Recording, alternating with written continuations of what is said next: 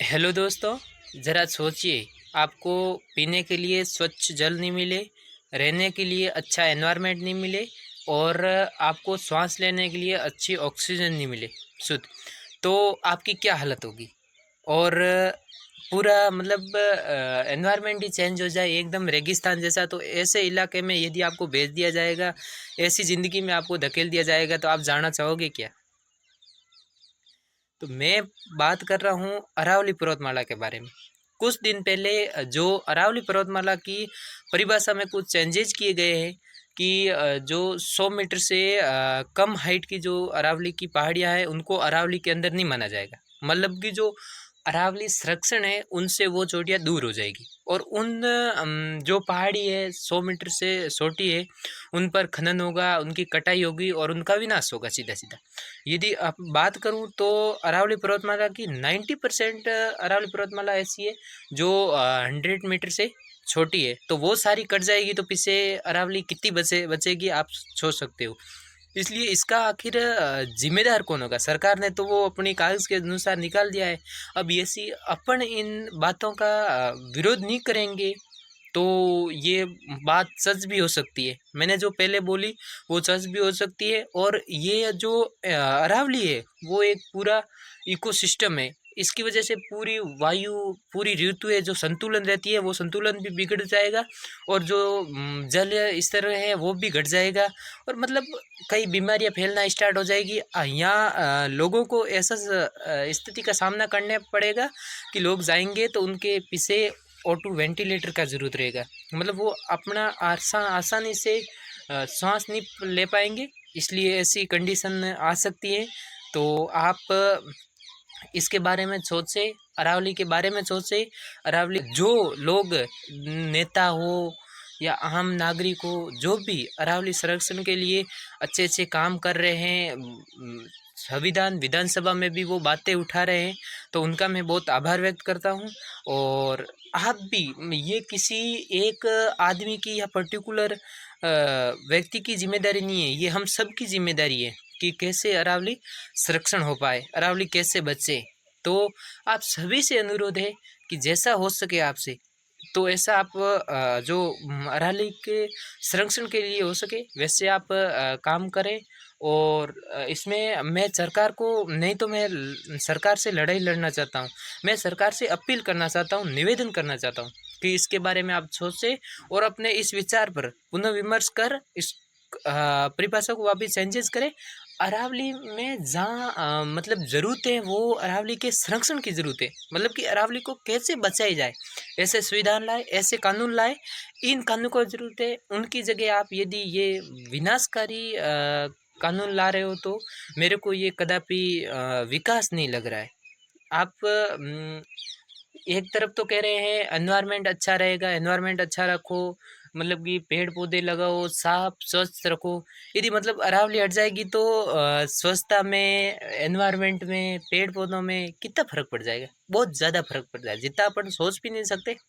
अपन उस जैसा अपन कितने भी कानून ला दे, कुछ भी कर दे पूरे, तो उस जैसा अपन अरावली यदि कट जाएगी, अरावली जैसा अपन वापिस कर पाएंगे क्या। सोचिए ज़रा। इसलिए आप अरावली के संबंध में, अरावली के हित में आप अच्छे कानून लाए और अरावली को बचाएं। आप सभी से अपील है, यही अपील करता हूँ। तो अरावली, ये इसकी दिक्कत किसको है। दिक्कत है यहाँ अरावली के पास रहने वाले लोगों को, पास क्या लगभग लगभग पूरे राजस्थान के लोगों, और उनको दिक्कत है किसान को, जो अपनी मतलब अच्छी बारिश नहीं उगा पाएगी तो किसान फसल कैसे उगा पाएगा। यदि किसान फसल नहीं उगा पाए तो बहुत मतलब तंगी आ जाएगी।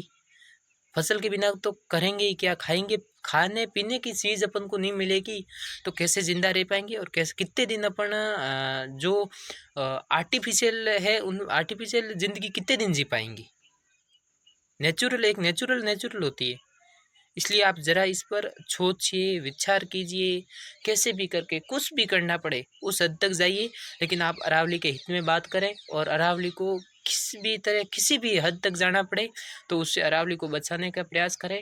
और भी कई बातें हैं, आप जाए, सिर्फ सोशल मीडिया पे भी कुछ नहीं होता है।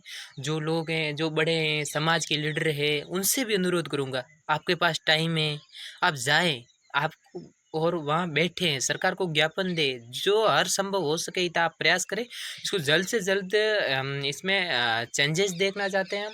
और यदि ये हो गया तो वो गई हूँ एक अपना विनाश को आमंत्रण दे रहे। ये कानून है, ये जो विनाश को आमंत्रण दे रहा है, ऐसा क्यों लाया गया है समझ में नहीं आ रहा है। आप सभी से अनुरोध है, आप ज़्यादा से ज़्यादा इस अरावली का सपोर्ट करें और अरावली को बचाएं। अरावली को बचाए में भी अपने हित है। यदि अरावली बचेगी तो ज़िंदगी बचेगी, अपना आने वाला भविष्य सुधरेगा। और यदि ये नहीं बची तो कोई अपनी माफ़ नहीं करेगा अपन को कि ये नतीजा उस दिन आपके चुप बैठने के कारण हुआ है। नहीं तो आप उस दिन आवाज़ उठाते तो ज़रूर कुछ कानून में बदलाव हो सकते थे और अरावली बच सकती थी। ये बाद की बातें हैं। ये यदि अपन ने अब कुछ आवाज़ नहीं उठाई तो इनका सामना अपन को करना पड़ेगा। बहुत सारे लोग हैं जो मैंने देखा सोशल मीडिया पे, बहुत सारे लोग अब पोस्ट लगा रहे हैं, रील बना रहे हैं, कई कई धरना दे रहे हैं, ज्ञापन दे रहे हैं। उनका मैं हृदय के अंत की गहराई से बहुत आभार व्यक्त करता हूँ कि आप जैसे लोगों की बहुत ज़रूरत है इस देश में। और अपने यदि इतिहास की बात करूँ तो हमेशा यहाँ लगभग 36 कौम की लोगों की बात करूँ तो किसी किसी योगदान है, किसी न किसी का योगदान है इस प्रकृति को बचाने में, इस को बचाने में, करने में। अपनी ऐसे भी है जहाँ लोगों ने प्रकृति के लिए अपना जीवन भी त्याग दिया। जीवन भी न्योछावर करते करते उनको कुछ दुख नहीं हुआ कि किसके लिए कर रहे हैं, तो अपनी प्रकृति के लिए करते हैं, अपनी मातृभूमि के लिए कर रहे हैं। हमें कोई टेंशन नहीं है, कोई दुख नहीं है हमेशा से। और इसमें मेन बात है, अरावली पर्वतमाला कितनी 700 किलोमीटर लंबी है, तो इसमें कई वन्य जीव भी रहते हैं। इसके साथ साथ वन्य जीव का भी नुकसान होगा, वो भी मारे जाए, उनके बारे में भी सोचें। और मैं बात करूं चिपको आंदोलन, जिसमें अमृता देवी बिश्नोई ने, आपको पता ही होगा, देवी बिश्नोई के साथ 363 लोगों ने खेजड़ी के लिए अपना बलिदान दे दिया था। वो आप आंदोलन को याद करिए, 363 लोगों ने अपनी जान न्योछावर कर दी थी। इसलिए आज उनको याद किया जाता है कि उनकी वजह से ये खेजड़ी के बारे में अभी भी लड़ रहे हैं, खेजड़ी के बारे में, संरक्षण के बारे में लड़ रहे हैं। उनका भी जो डिमांड है वो पूरी करें। और अपने यहाँ के देवताओं की बात करूँ तो बाबूजी राठौड़ हुए, तेजा जी हुए, गोगा जी हुए, इन्होंने प्रकृति के लिए, जीवों के लिए अपने प्राण त्याग दिए थे। आप इनका इतिहास देख सकते हो। तो वो आप भी इस मुहिम में ज़्यादा से ज़्यादा जुड़े और अरावली को बचाए। यही मैं आप ज़्यादा से ज़्यादा पोस्ट करें, ज़्यादा से ज़्यादा स्टेटस लगाए, ज़्यादा से ज़्यादा स्टोरी लगाए। आप ज़्यादा से ज़्यादा प्रयास करें जिससे अरावली बच पाए। धन्यवाद।